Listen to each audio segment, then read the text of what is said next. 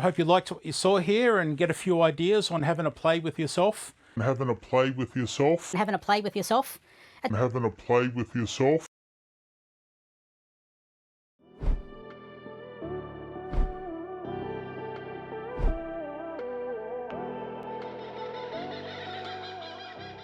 G'day everybody and welcome to My Aussie Garden and Kitchen. If it's your first time here, my name's Darren, but please call me Daz.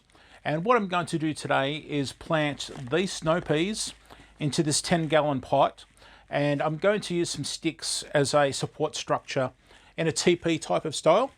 Now the sticks, I've just gone out into the forest behind me and looked around for dead branches, and I've got a few that I'm going to use.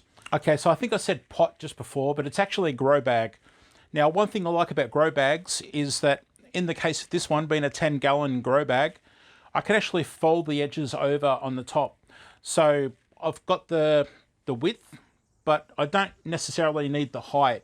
So I can just fold those edges over, and instead of having it this high, I can reduce it to whatever height that I like. So that's one really good thing I like about using grow bags.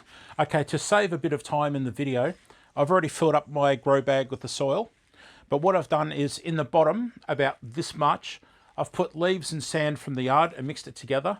Those leaves will break down over time, and that sand and leaf matter will become an organic mix. And then I've put a blend of purchased soil that came in a bag and my own organic matter that I make here, a compost, mix them together and put them on top.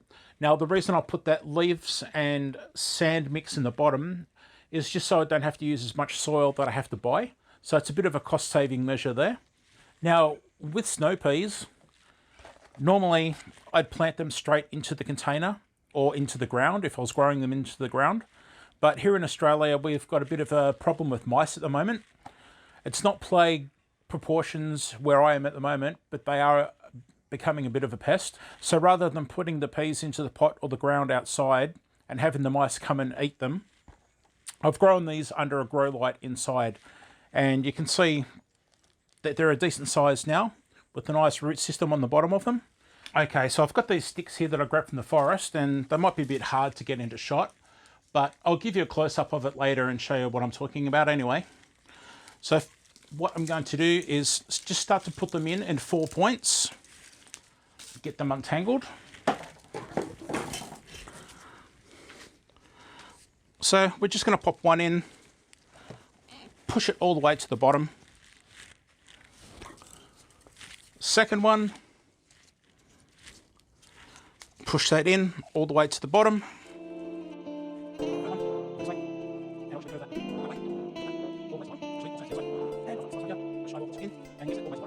Now they are looking a bit flimsy, as you can see, but when I tie them all together up here, they should be bound together, and that should really hold them firmly in the container. So I'm just going to bring the tops in like this, and I've left all this stuff on here because I thought that possibly when the snow peas grow up, this will give them a chance to sort of weave in and out and just do their thing, sprawl all over the place. We'll see what happens.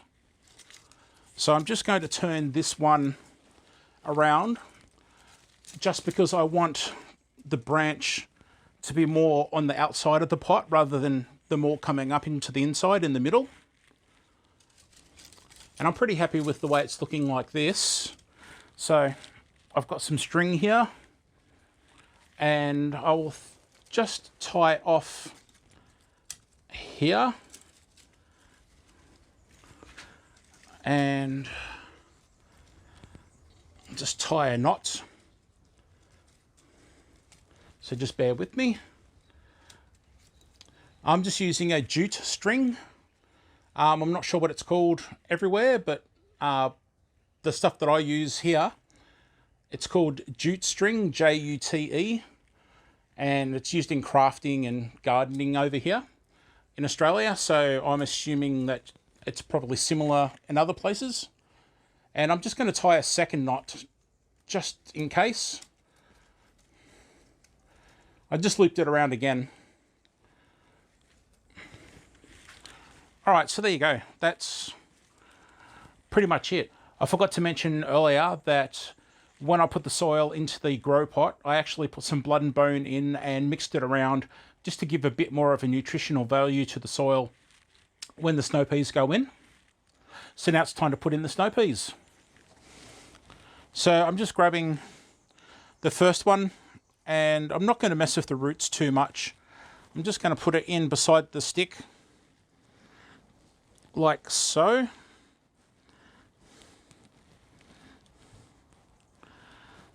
That's looking pretty good. Now these little tendrils here, they will reach out and grab onto the stick and climb. Okay, this one's a little bit root bound, so I am going to tease the roots a little bit. It's probably not going to like it, but we'll see what happens.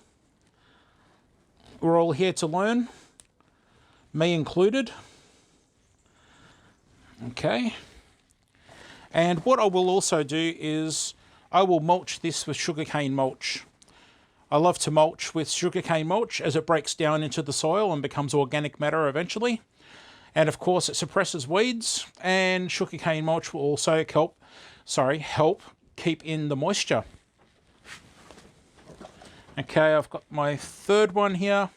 Sorry, I can't count. That would be my fourth one here. And I'm just going to put that in close to the stick here, like so.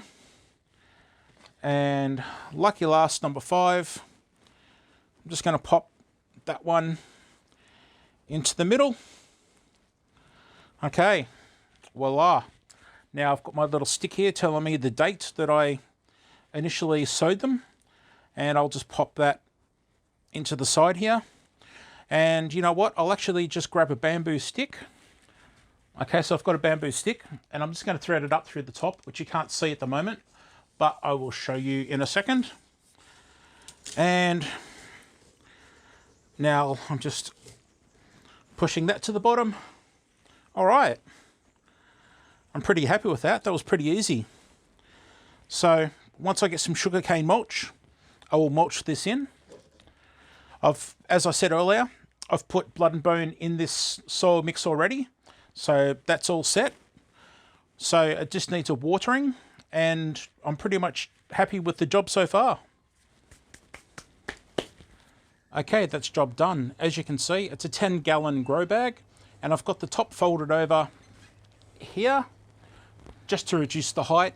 There's no point in having it too tall and wasting all the soil. And then I've got my sticks firmly in place. It doesn't have to be exact. It's not a piece of art. I hope you like what you saw here today. Give it a go yourself if you get some time and find the resources. It's a bit of fun. I enjoyed it, and I'm really keen to see how it goes when it climbs up the structure. Please check out my other videos on my channel. I've got cooking videos, gardening videos, and even videos of the local wildlife here. If you like what you saw here today, please consider subscribing, hitting the like button, hitting that little bell for notifications of when my new videos come out. And by all means, please leave a comment down below. I always like to reply. Thanks very much for joining me, and I'll see you next time. Bye.